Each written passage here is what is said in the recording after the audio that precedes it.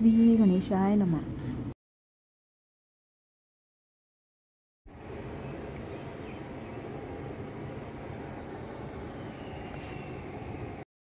Hello, हाय, नमस्कार. कशा आहात तुम्ही सगळेजण? तुम्हा सगळ्यांचा आजचा दिवस खूप आनंदाचा आणि पॉझिटिव्ह जाओ ही बाप्पाचरणी आणि श्री स्वामी समर्थांच्या चरणी प्रार्थना. तर आज आहे संडे आणि आता वाजलेले आहे सकाळचे 5:30. तर आता मी जस्ट उठलेली आहे. तर आता आज संडे स्पेशल काय बनवणार आहे हे देखील तुम्हाला दाखवणार आहे आणि आज जाणार आहे एका कार्यक्रमाला. तर ते देखील तुम्ही बघा आणि एन्जॉय करा आणि व्हिडिओ कसा वाटला आहे मला नक्की कमेंट करून सांगा. आणि माझे व्हिडिओ आवडत असतील तर लाईक, शेअर आणि सबस्क्राईब करायला देखील विसरू नका. तर चला आता आवरून घेऊया आणि संडे स्पेशल काय बनवायचं हे देखील पाहूया. तर इथे बघा, बटाटी भाजीसाठी आणि दुपारच्या जेवणासाठी मी आमटी बनवणार आहे, वरण्याची, म्हणजे जे पावटा असतो त्याला वरणा म्हणतात आमच्याकडे. तर मी असं सगळं एकाच ताटामध्ये सगळं चिरून ठेवते. तर मी इथे बटाटे चिरून ठेवलेले आहेत. इथे टोमॅटो पण, हे टोमॅटो आणि हा कांदा जो आहे तो आमटीसाठी चिरलेला आहे. आणि हे बटाटे, मिरची आणि इथेच बघा थोडा कढीपत्तासुद्धा हा धुवून घेतलेला आहे. आणि हा कांदा हा बटाटे भाजीसाठी. आणि हे वाटण आहे खोबरं, कोथिंबीर, आलं, लसूण याचं.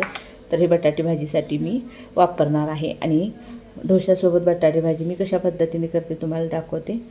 तर इथं गॅसवरती पातेल्यामध्ये तेल घेतलेलं आहे. आता यामध्ये टाकायची थोडीशी मोहरी तडतडली की मग त्यामध्ये जिरे टाकून घेणार. जिरे फुललेले आहेत तर त्यामध्ये टाकायला मिरची पण थोडीशी भाजू द्यायची. त्यानंतर यामध्ये टाकणार आहे कढीपत्ता. थोडंसं परतून घेऊया, त्यामुळे मिरची आणि कढीपत्ता चांगलं भाजला जाईल. तर आता टाकायचा यामध्ये कांदा.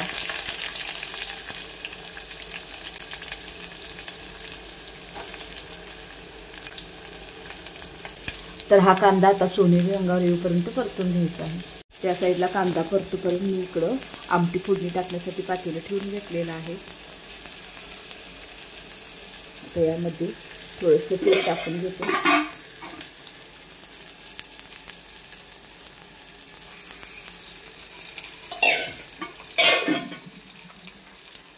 तेल टाकलेलं आहे. यामध्ये थोडंसं जिरं आणि मोहरी देखील टाकून घेतली. तर इकडे मी आमटी फोडणी टाकून घेते. तर इकडे बघा, कांद्यामध्ये मीठ टाकून घेते चवीपुरतं, म्हणजे कांदा थोडा लवकर भाजला जाईल. आणि इकडे मी आमटीची तयार देखील करत आहे. यामध्ये थोडी कांदा आणि टोमॅटो टाकून घेतलेला आहे. तर इकडे कांदा आपला बऱ्यापैकी भाजलेला आहे. तर त्यामध्ये मी खोबरं, कोथिंबीरचं वाटण घातलेलं आहे. आता अगदी थोडंसं घातलेलं आहे आणि पाणी टाकून घ्यायचं आहे.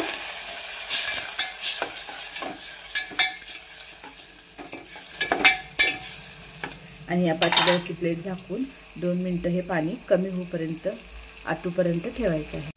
तर हे बघा, आता यामधलं पाणी सगळं आटलेलं आहे.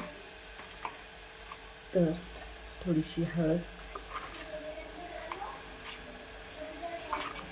आणि अर्धा चमचा धनापूड टाकून परत परतून घ्यायचं. आणि आता यामध्ये टाकायचे आहेत बटाटे. तर आता यामध्ये मी बटाटे टाकून घेतलेले. तर आता चांगलं परतून घ्यायचं. तर भाजी आणि 2 मिनटं झाकून ठेवायची, म्हणजे भाजी आपली तयार झाली. तर इथे बघा, बटाटे भाजी आपली तयार झालेली आहे. आणि इथे तवा ठेवलेला. आता यावर करणार आहे डोसा. तर पहिला मी इथे छोटासा डोसा टाकून घेते, म्हणजे कसं मोडत नाही. नंतर मग मोठे डोसे टाकायचे.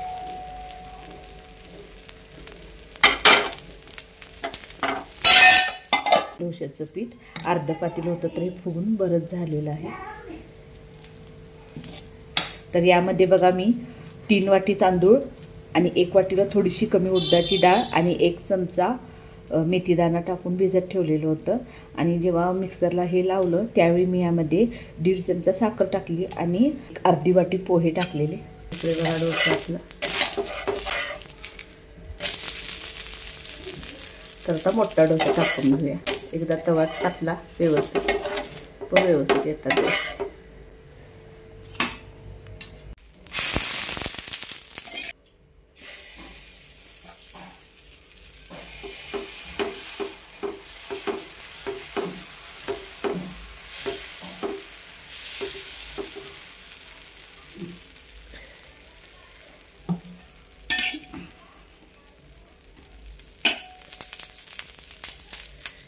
तर इथे बघा मानस खायला लागलाय डोसा आणि बटाटी भाजी. छान झालाय काय डोसा?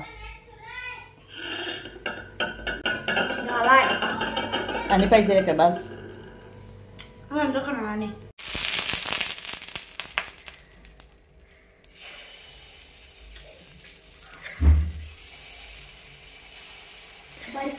एकदम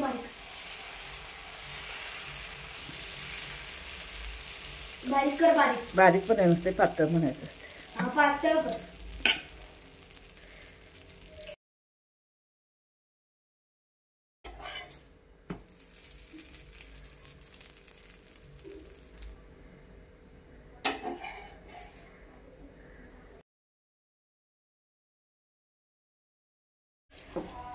तर बघा डोसे करून खाऊन झालेले, तरी पसारा बघा घरात सगळं राड झालेलं, सगळं पसारा इतका पडलेला आहे. आता हा पसारा काढूपर्यंत अर्धा तास तर जाईल व्यवस्थित, सगळं फरशी वगैरे सगळं स्वच्छ पुसून. तर चला आता पसारा काढून घेते. Hello hi. तर बघा आम्ही चाललेलो आहोत आहोंच्या चुलत बहिणीच्या नातीच्या बड्डेला. तर आता मी तयार झालेले आहे. तर मी मानस आणि आहो चाललेलो आहोत. तर गौरी आणि आईसाठी घरी चपाती आणि भाजी बनवले.